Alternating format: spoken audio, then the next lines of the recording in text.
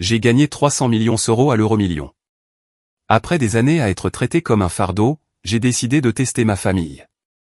J'ai appelé en disant que j'avais besoin d'argent pour des soins médicaux non remboursés. Mon fils m'a bloqué. Ma fille s'en est fichue. Mais mon petit-fils de 20 ans a fait 400 km avec ses derniers 500 € pour venir me voir. Ce que j'ai fait ensuite a tout changé. Quand mon fils Thomas m'a raccroché au nez à 15h47 un mardi après-midi, je tenais un ticket de loterie valant 300 millions d'euros dans l'autre main. Papa, débrouille-toi. Je suis occupé. La ligne a été coupée. Je me suis assis dans mon salon, dans cette même maison en banlieue lyonnaise où je l'ai élevé, où j'ai soigné ses genoux écorchés, où je suis resté éveillé tard pour l'aider avec ses dossiers d'inscription pour les grandes écoles, et j'ai fixé mon téléphone. Thomas venait d'échouer au plus grand test de sa vie. Il ne le savait pas encore. Je m'appelle Marcel Vasseur. J'ai 67 ans. 3 semaines plus tôt, j'étais entré dans une supérette de quartier à 23h23 pour acheter du lait et j'en suis ressorti avec une grille d'euro-millions. Je n'ai vérifié les numéros que 4 jours plus tard. Quand je l'ai fait, mes mains tremblaient tellement que j'ai dû vérifier 3 fois sur le site de la Française des Jeux. Les numéros correspondaient, 300 millions d'euros. Une somme astronomique, nette d'impôts à l'encaissement. Je ne l'ai dit à personne, ni à Thomas, ni à ma fille Sophie, personne. Au lieu de cela, j'ai appelé maître Antoine Roussel, un avocat spécialisé que je connaissais depuis 35 ans. Antoine s'était occupé de la succession de ma femme quand elle est décédée il y a 8 ans, avait aidé pour mon testament et m'avait représenté dans un litige de voisinage. Il avait 62 ans, pratiquait le droit depuis 37 ans et ne m'avait jamais menti. Antoine, je dois te voir aujourd'hui à ton cabinet. C'est urgent. Nous nous sommes retrouvés à son bureau dans le 6e arrondissement de Lyon à 14h. Je lui ai montré le reçu. Il a blêmi. Vraiment pâle. Mon Dieu, Marcel, je ne l'ai pas encore réclamé auprès de la FDJ. Pourquoi pas? Parce que je veux faire les choses bien. Je veux protéger ce capital. Je veux mettre en place des contrats d'assurance vie et des structures de gestion de patrimoine. Je veux m'assurer que ma famille ne puisse pas y toucher à moins que je ne décide qu'il le mérite. Antoine s'est adossé dans son fauteuil en cuir. Tu ne leur fais pas confiance? Je ne sais pas encore. Qu'est-ce que tu veux dire? Ça veut dire que je vais le découvrir. Laissez-moi revenir en arrière. J'ai été père pendant 42 ans. Thomas est né quand j'avais 25 ans. Sophie est arrivée 3 ans plus tard. J'ai travaillé chez Renault Trucks pendant 37 ans, d'abord ouvrier à la chaîne, puis chef d'équipe, puis responsable d'atelier, des semaines de 60 heures parfois, des horaires décalés, tout ce qui était nécessaire pour leur offrir les opportunités que je n'ai jamais eues. Ma femme Claire est morte quand Thomas avait 34 ans et Sophie 31 ans. Cancer du sein, rapide et brutal. 6 mois entre le diagnostic et les obsèques. Après sa mort, quelque chose a changé. Thomas et Sophie ont commencé à appeler moins, à venir moins souvent le dimanche. Je me disais qu'ils étaient occupés. Thomas avec son cabinet de conseil à Paris, Sophie avec son agence immobilière à Annecy, ils avaient leur propre vie. Mais ensuite, les demandes ont commencé. D'abord, c'était Thomas. Papa, je suis dans une impasse. Ma société a des problèmes de trésorerie. Peux-tu me prêter 20 000 € le temps qu'on boucle ce contrat? Je lui ai fait le virement. Je n'ai jamais demandé remboursement. 3 mois plus tard. Papa, j'ai fait de mauvais placements boursiers. J'ai dépassé mon découvert autorisé. Si Elodie découvre ça, elle va me tuer. Tu peux aider? Juste 40 000. Je te rembourserai. J'ai comblé son découvert. Il n'en a plus jamais parlé. Sophie, c'était pire. Elle appelait en pleurant parce que le crédit de la maison avait 3 mois de retard, sa voiture tombait en panne, les frais de scolarité de l'école privée de sa fille. À chaque fois, j'ai aidé. J'ai puisé dans mes économies, mon plan épargne-retraite. J'ai vendu des actions. J'ai racheté une partie de mon assurance vie. Je ne leur ai jamais dit combien ça me coûtait. Je ne les ai jamais fait culpabiliser. Parce que c'est ce que font les pères. On se sacrifie, on pourvoit, on ne tient pas les comptes. Sauf qu'ils tenaient les comptes. Juste pas comme je le pensais. 2 mois avant de gagner à la loterie, j'ai appelé Thomas pour son anniversaire. Je suis tombé sur la messagerie. J'ai laissé un message. Je n'ai jamais eu de réponse. J'ai rappelé 3 jours plus tard. Salut fils. Je prenais juste des nouvelles. Ça fait un moment. Il a répondu par SMS, occupé par le boulot. J'appelle quand je peux. Il n'a jamais appelé. J'ai conduit jusqu'à chez lui à Saint-Germain-en-Laye. 4 heures de route. Sans prévenir. J'ai sonné à l'interphone. Sa femme Élodie a répondu. Oh, Marcel. Bonjour. Elle n'a pas souri, ne m'a pas invité à monter. Thomas est là. Il travaille. Je peux entrer 1 minute? En fait, nous sommes sur le point de sortir. Appelle d'abord la prochaine fois, d'accord? La porte est restée close. Je suis resté là sur le trottoir, devant l'immeuble dont j'avais aidé à payer l'apport, me sentant comme un démarcheur qu'on venait déconduire.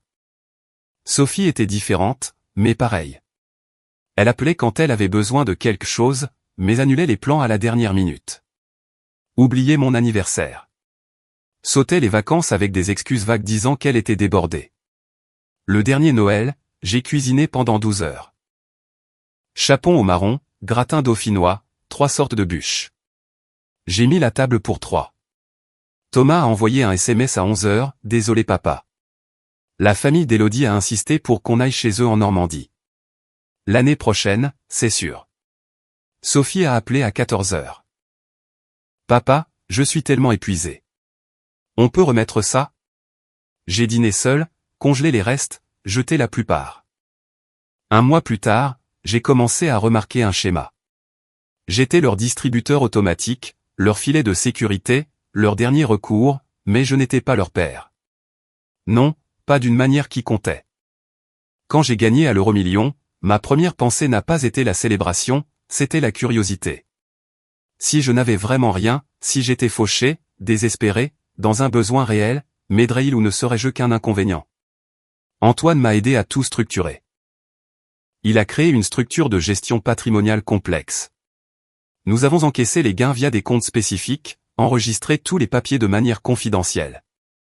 Non, mon vieux, tu es absolument sûr de ça, a demandé Antoine pendant que nous finalisions tout. Je dois savoir qui ils sont vraiment. S'ils échouent à votre test, alors je saurai à quoi m'en tenir. Nous avons validé les gains un vendredi. Les fonds sont arrivés lundi. Mardi après-midi, j'avais 300 millions d'euros sur des comptes gérés par le cabinet financier Lambert et Associés. Une firme qu'Antoine avait recommandée, dirigée par Isabelle Lambert, une conseillère en gestion de fortune avec 26 ans d'expérience. Vos enfants ne sont pas au courant, a demandé Isabelle lors de notre première réunion. Je ne peux pas demander pourquoi. Parce que je suis sur le point de découvrir s'ils le méritent. Elle a hoché la tête lentement. J'ai déjà vu ça. Richesse soudaine, la dynamique familiale change. Les gens que vous pensiez connaître deviennent des étrangers. Ce qui arrive généralement dépend de la famille, mais d'après mon expérience, l'argent ne change pas les gens. Il révèle seulement qui ils ont toujours été. J'ai exécuté le test un mardi. J'ai d'abord appelé Thomas à 15h30. Il a répondu à la 4e sonnerie. Papa, qu'est-ce qu'il y a? Je suis en réunion. Thomas, je dois te demander quelque chose. J'ai des soucis. Quel genre de soucis? La sécurité sociale et ma mutuelle ne prennent pas en charge un nouveau traitement cardiaque. J'ai besoin d'avancer les frais. Je n'ai pas l'argent avant que ma pension de retraite n'arrive. Peux-tu m'aider avec 200 euros? Juste jusqu'au 15 du mois. Silence. Puis, papa, je ne peux pas continuer à encourager ce comportement. Ce ton, comme si j'étais un adolescent demandant de l'argent de poche. Encourager quel comportement? Ce besoin constant d'aide financière. Tu dois apprendre à mieux gérer ton budget. Tu as une retraite fixe. Tu dois vivre selon tes moyens. Thomas, ce sont mes médicaments pour le cœur. J'en ai besoin. Tu as essayé de voir avec l'assistance sociale? Ou va aux urgences de l'hôpital public, ils ne peuvent pas te refuser. Je demande 200 euros à mon fils et tu me dis d'aller aux urgences? Élodie et moi avons des dépenses. L'école privée bilingue pour les enfants. L'anneau d'amarrage du bateau. On est ric-rac. Le bateau, le voilier de 10 mètres que je l'ai vu acheter l'été dernier. Le crédit pour le bateau auquel je l'ai aidé à être éligible en remboursant ses dettes. Tu as un bateau, mais tu ne peux pas aider ton père avec ses médicaments? Ce n'est pas juste, papa. Écoute, Sophie et moi avons discuté. Tu vieillis, tu as ses problèmes. Il est peut-être temps d'envisager un EHPAD. Il s'occupe des médicaments, des repas, tout. Tu n'aurais pas à t'inquiéter. Un EHPAD. Il voulait me placer. Thomas, en fait, je vais bloquer ton numéro pour un moment. Sophie pense qu'on est trop tendre.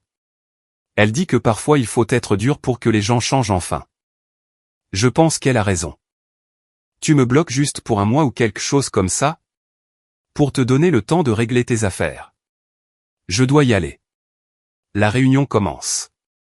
La ligne a été coupée. Je suis resté assis là, engourdi. Mon fils m'avait bloqué au lieu de me virer 200 €. J'ai regardé mon téléphone, l'application bancaire affichant un solde à 9 chiffres. Alors j'ai appelé Sophie. Sophie a répondu à la deuxième sonnerie. Papa, ce n'est pas le bon moment, je suis en visite. Sophie, j'ai besoin d'aide. Avec quoi? Je ne peux pas avancer les frais pour mes médicaments. J'ai besoin de 200 € en attendant ma retraite. Elle a ri. Elle a vraiment ri, un petit rire nerveux. Tu es sérieux là? Oui. Je demande de l'aide. Papa, j'ai vu ta publication sur Facebook hier. Tu étais en ville, au café. Tu as posté une photo d'un grand crème.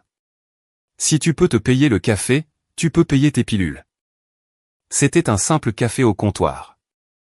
Ça s'additionne. Tu sais quel est ton problème? Tu ne suis pas tes dépenses. Tu fais ces petits achats et tu te demandes pourquoi tu es à découvert. Ce n'est pas mon problème. Je demande à ma fille de l'aide pour ma santé et tu me fais la leçon. J'ai un prêt immobilier, j'ai le leasing de la voiture, j'ai les activités de Mélissa. Tu penses que je fabrique des billets? Je ne demande pas grand-chose. Ce n'est jamais juste une fois avec toi, papa. C'est toujours quelque chose. Tu dois mettre de l'ordre dans tes finances. Peut-être vendre la maison, prendre un studio plus petit. Je dois y aller. J'ai des clients qui arrivent. Clique, elle a raccroché. Je suis resté assis là avec mon téléphone à la main, regardant l'écran devenir noir. 2 appels, 2 rejets. Il me restait un appel. Mon petit-fils Lucas avait 20 ans, le fils de Thomas. Il étudiait l'ingénierie à Paris. Il vivait dans une colocation modeste. Il travaillait à temps partiel dans une librairie culturelle le week-end, gagnant le SMIC horaire.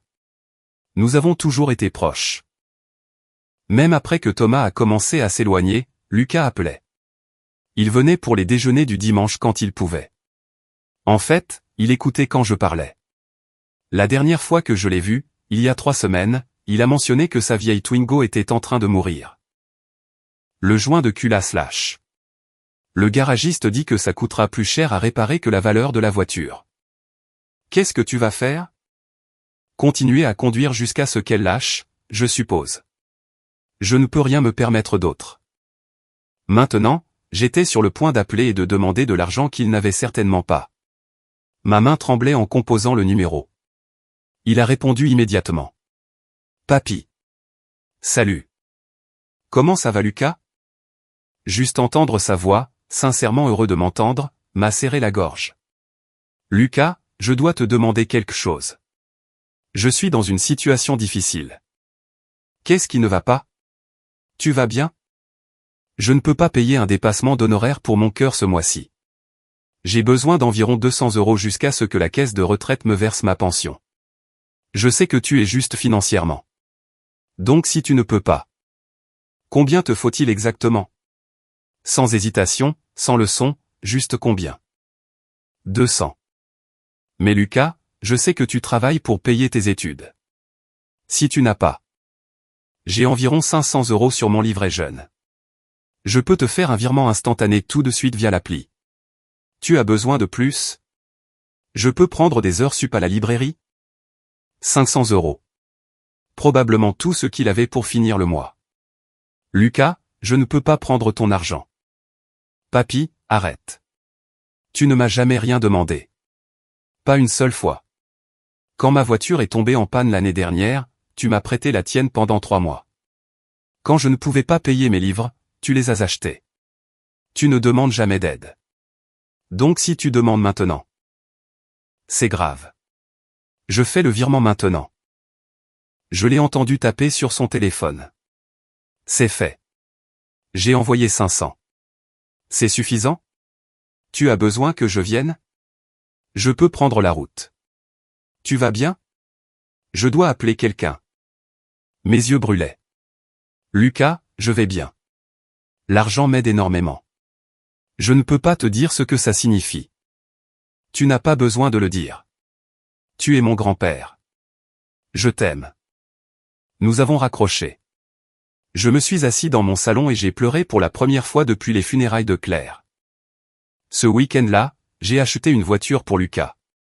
J'ai appelé le concessionnaire Honda de Lyon-Sud. J'ai demandé le directeur des ventes. Je veux acheter une voiture.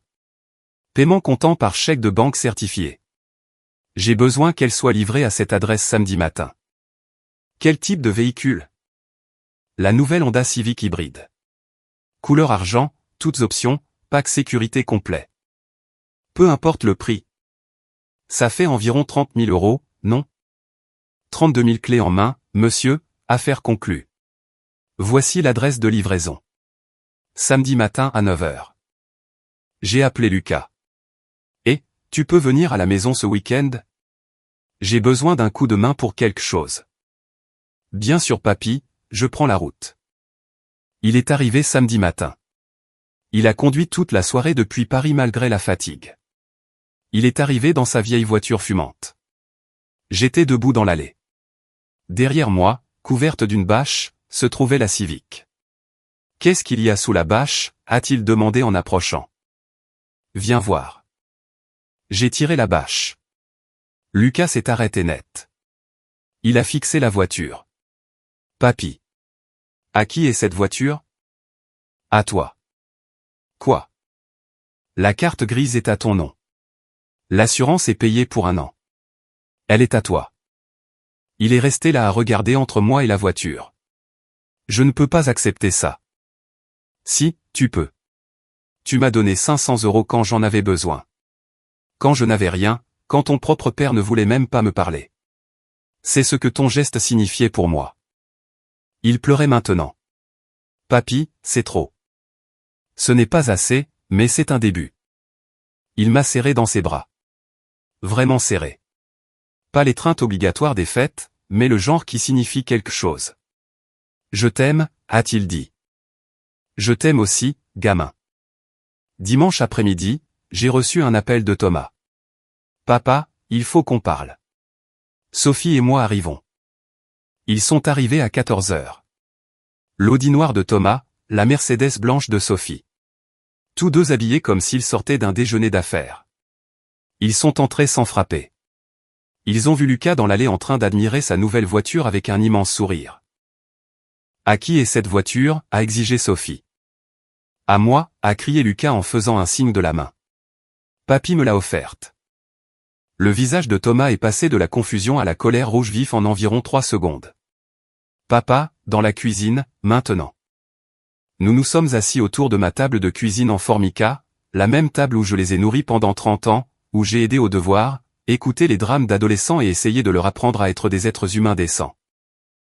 Où as-tu trouvé l'argent pour une voiture neuve? A dit Thomas. Sa voix était serrée, contrôlée. La voix qu'il utilisait avec ses subordonnés. J'avais quelques économies. Sophie s'est penchée en avant. La semaine dernière, tu mendiais de l'argent pour des médicaments. Cette semaine, tu achètes des voitures à 30 000 €. Qu'est-ce qui se passe? Je ne mendiais pas. J'ai gardé ma voix calme. Je pensais que je demandais de l'aide à mes enfants. Ne joue pas à ça, a insisté Thomas. D'où vient cet argent? Je l'ai regardé, la montre de luxe à son poignet, le sac de marque de Sophie posé sur ma table. J'ai décidé de ne pas payer mes soins. Des voitures pour des petits-fils aimants semblaient plus importantes. La couleur a quitté le visage de Sophie. Tu quoi? Tu m'as entendu? C'est insensé, a haleté Sophie. Tu ne peux pas juste renoncer à tes soins. Oh, maintenant tu te soucies de ma santé? Ce n'est pas drôle, papa, a dit Thomas. Si tu perds la tête, nous devons parler de mise sous tutelle. Tutelle? C'est un joli mot pour prendre le contrôle. Je suis sérieux. Ce comportement n'a aucun sens. Tu mens sur le fait d'être fauché ou tu fais une dépression? Je me suis levé, j'ai marché vers le salon, je suis revenu avec un dossier cartonné, je l'ai fait glisser sur la table. Parlons argent, ai-je dit. Thomas l'a ouvert. À l'intérieur se trouvaient des relevés bancaires, des reconnaissances de dettes, des impressions qu'Antoine avait préparées. Mars 2022, ai-je dit. Thomas, tu m'as demandé 20 000 € pour la trésorerie de ta boîte, tu te souviens? Son visage est devenu blanc. J'ai pris sur mon plan épargne. Tu as dit que tu rembourserais. Tu n'as jamais payé. Papa. Juillet 2022. Tu avais besoin de 40 000 pour couvrir tes dettes personnelles. J'ai vendu des placements. Tu as dit merci une fois et tu n'en as plus jamais parlé. Je me suis tourné vers Sophie. Sophie, ton crédit IMO, 3 mois de retard. J'ai donné 18 000 €. Tu as pleuré. Tu as dit que je t'avais sauvé la vie. C'était il y a 15 mois. Tu m'as appelé 2 fois depuis. Les 2 fois pour demander plus d'argent. Ce n'est pas juste, a-t-elle chuchoté. La réparation de ta voiture, 4 000. L'école de Mélissa, 8 000. Ta taxe foncière, 6 500. J'ai exposé les faits. Chaque transaction, chaque virement, chaque chèque. Vous savez combien je vous ai donné à tous les deux ces 3 dernières années? Ils n'ont pas répondu. 147 000 €. Non, pas des prêts, des cadeaux. Parce que vous n'avez jamais rien remboursé. La cuisine était silencieuse. Et quand je vous ai appelé, quand j'ai demandé 200 € pour ma santé, tu m'as bloqué, Thomas. Tu t'es moqué de moi, Sophie. Lucas est apparu à la porte, il avait écouté. Son visage était pâle. Vous avez pris l'argent de papy, a-t-il dit doucement. Pendant des années? C'est différent, a dit Sophie. Nous sommes ses enfants. Et je suis le petit-fils. Il m'a appelé pour demander de l'aide. Je lui ai donné chaque euro que j'avais. Qu'est-ce que vous lui avez donné? Une leçon sur le budget, ai-je dit. Sur la dureté de la vie. Sur la maison de retraite. Papa, si on avait su, a commencé Thomas. Si vous aviez su quoi? Que j'avais vraiment besoin d'aide, que je n'étais pas juste dramatique. Vous n'avez rien pensé. Vous n'avez pas pensé à moi du tout. J'ai sorti un autre document du dossier, je l'ai tendu à Thomas. Qu'est-ce que c'est? A-t-il demandé. Un test, ai-je dit. Lucas, pose-leur la question. Lucas m'a regardé, puis son père et sa tante. Si papy ne pouvait vraiment pas payer ses médicaments, a-t-il dit lentement, s'il était vraiment en difficulté maintenant, vous l'auriez aidé. Silence. L'hésitation. C'était tout ce que j'avais besoin de voir. C'est ce que je pensais, ai-je dit. Je me suis dirigé vers le tiroir du buffet, j'ai sorti une enveloppe, je l'ai donnée à Lucas. Ouvre ça. Il a sorti la photocopie certifiée du ticket de loterie et le relevé de la FDJ. Il l'a regardé, puis a sorti son téléphone pour vérifier les résultats passés. J'ai vu son visage pâlir. J'ai vu ses mains commencer à trembler. Papy, a-t-il chuchoté. C'est la grille gagnante de l'euro-million d'il y a 3 semaines. 300 millions d'euros. Thomas s'est avancé vers lui. Lucas a reculé, serrant le papier contre sa poitrine. Déjà encaissé, ai-je dit calmement. Placé dans des contrats d'assurance vie et des structures fiduciaires gérées par le cabinet de Maître Roussel. Tout est légal, tout est verrouillé. Je me suis tourné vers Thomas et Sophie. Si vous m'aviez aidé, si vous aviez montré même une petite quantité de gentillesse, j'aurais tout partagé. J'aurais fait des donations partage pour vous, pour vos enfants, assuré que vous ne vous soucieriez plus jamais d'argent. Le visage de Sophie s'est effondré. Papa, s'il te plaît. Mais vous ne m'avez pas aidé. Vous m'avez bloqué, vous avez ri, vous m'avez dit de me débrouiller seul. Nous ne savions pas. Thomas était debout maintenant. La voix désespérée. Comment devions-nous savoir? Vous ne deviez pas savoir. C'était ça le but. J'avais besoin de savoir qui vous étiez quand je n'avais rien. Quand m'aider vous coûterait quelque chose. Ce n'est pas juste, Sophie pleurait maintenant. Tu nous as piégés? Non. Je vous ai testé et vous avez échoué. Thomas a attrapé mon bras. Papa, s'il te plaît, on a fait une erreur. On peut arranger ça. Donne-nous juste une autre chance. J'ai retiré mon bras. Je vous ai donné des chances pendant 3 ans. Chaque fois que vous avez demandé de l'argent et que j'ai donné sans hésitation. Chaque fois que vous avez sauté des vacances ou oublié des anniversaires ou m'avez traité comme un meuble. C'était toutes des chances. J'ai pris mon téléphone, sorti un email d'Antoine, je leur ai montré. Ce matin, Maître Roussel a procédé au rachat de certaines de vos créances en mon nom. Ton crédit pour le bateau, Thomas. Les découvertes bancaires de Sophie. Tes dettes personnelles. Je les possède maintenant. Quoi, a chuchoté Thomas. Je suis votre créancier. Exigibilité immédiate des sommes dues sous 30 jours. 30 jours, a crié Sophie. Nous n'avons pas cet argent. Je sais. C'est ça le problème.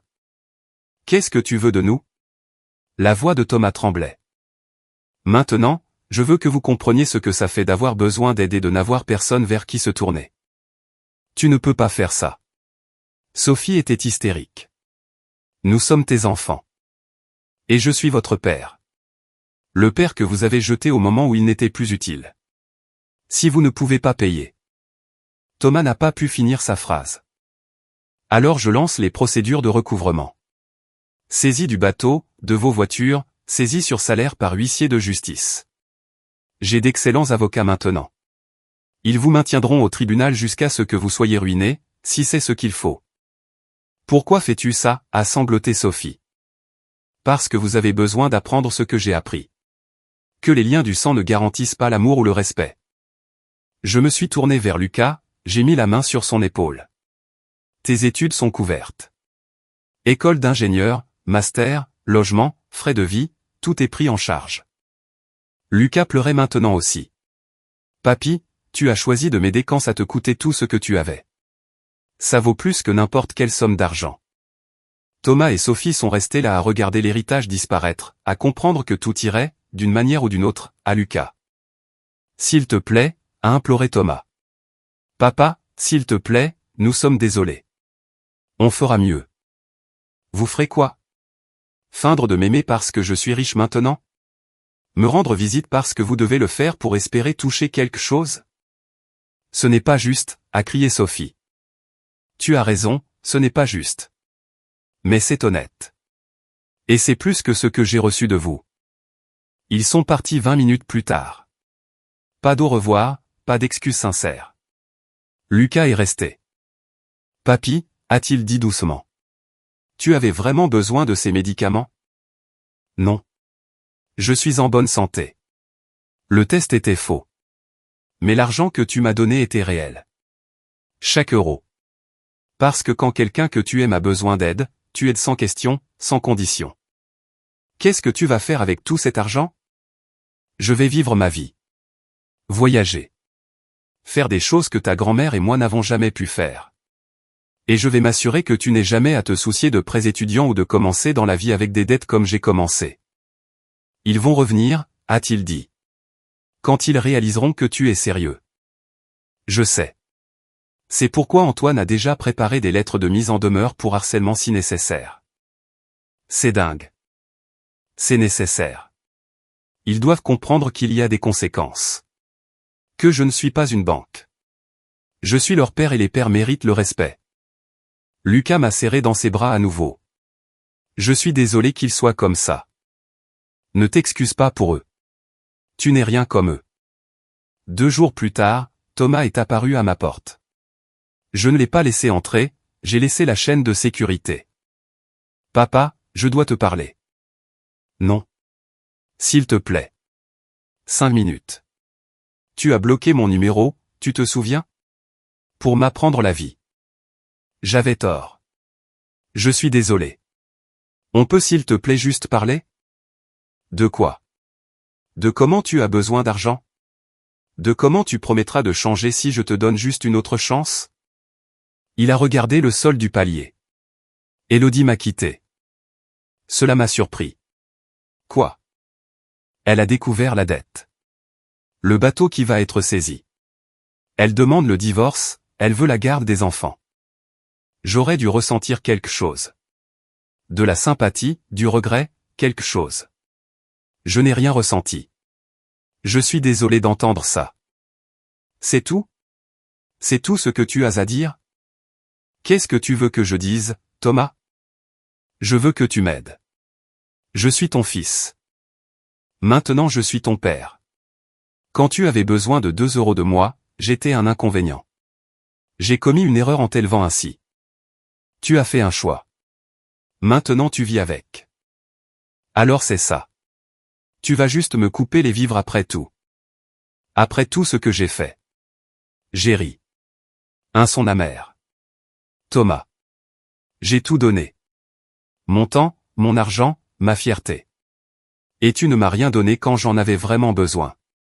Je ne te reconnais même plus. Bon. Parce que l'homme que tu connaissais était un paillasson. Cet homme a du respect pour lui-même. J'ai fermé la porte. 3 mois plus tard, j'étais assis sur une plage à l'île Maurice. Lucas avait ses vacances universitaires. Je l'ai fait venir en classe à faire. Nous avons séjourné dans un hôtel 5 étoiles, fait de la plongée. Manger dans des restaurants gastronomiques où le menu n'avait pas de prix pour les dames, une vieille tradition. C'est fou, papy, a-t-il dit un soir au dîner. Ce repas coûte plus cher que mon loyer annuel. Habitue-toi. Tout ce que je ne dépenserai pas, et tout ce que la loi me permet de te transmettre via l'assurance vie, sera à toi. Je ne veux pas penser à ça. Eh bien, j'ai besoin que tu le saches. Antoine a tous les papiers. Le montage est solide. Thomas et Sophie pourront contester autant qu'ils veulent, la quotité disponible et les assurances vie sont pour toi. Ils ont essayé. Thomas a engagé un avocat. Ça a duré 2 semaines avant qu'il ne puisse plus payer les honoraires. Sophie a envoyé des emails, des lettres recommandées. Je les ai ignorées. Il te manque? J'y ai pensé. J'y ai vraiment pensé. L'idée que je me faisais de me manque. Qui ils sont vraiment ne me manque pas. C'est triste. Non. C'est libérateur. J'ai passé des années à leur trouver des excuses, à me dire qu'ils étaient occupés ou stressés. Maintenant je connais la vérité. Ils ne m'aimaient pas. Ils aimaient ce que je pouvais leur donner. Moi je t'aime, a dit Lucas. Je sais. C'est pour ça que tu es là. 6 mois après le test, Sophie est apparue chez moi alors que je rentrais de voyage. Elle avait l'air terrible, maigre, des cernes sombres sous les yeux, conduisant une vieille Clio au lieu de sa Mercedes. Papa, on peut parler? Non, s'il te plaît, je t'en supplie. J'ai tout perdu. Ma maison est en vente judiciaire, mon agence a déposé le bilan, mon mari m'a quitté. Je vis chez une amie. Je travaille comme caissière dans un supermarché. J'ai besoin d'aide. La brasserie du coin cherche des plongeurs, ai-je dit. Les entrepôts logistiques ont besoin de préparateurs de commandes de nuit. J'ai fait ces boulots pendant 20 ans pour t'élever. À ton tour. Tu ne peux pas être sérieux. Je n'ai jamais été aussi sérieux. Je suis ta fille. Et je suis ton père. Le père dont tu as ri quand il avait besoin de soins. Je ne savais pas que tu avais tout cet argent. Exactement. Tu ne savais pas. Alors tu m'as montré qui tu es vraiment. Quelqu'un qui ne s'intéresse qu'à son profit. Je suis désolé. Je le suis vraiment, vraiment. Je crois que tu es désolé d'avoir perdu. Je ne crois pas que tu sois désolé pour qui tu es. Qu'est-ce que je dois faire? Qu'est-ce que je peux faire pour arranger ça? Rien. Il n'y a rien que tu puisses faire. Tu ne peux pas revenir sur ton échec. Tu ne peux pas effacer ce rire méprisant. Elle s'est effondrée, sanglotant sur mon perron. J'ai fermé la porte.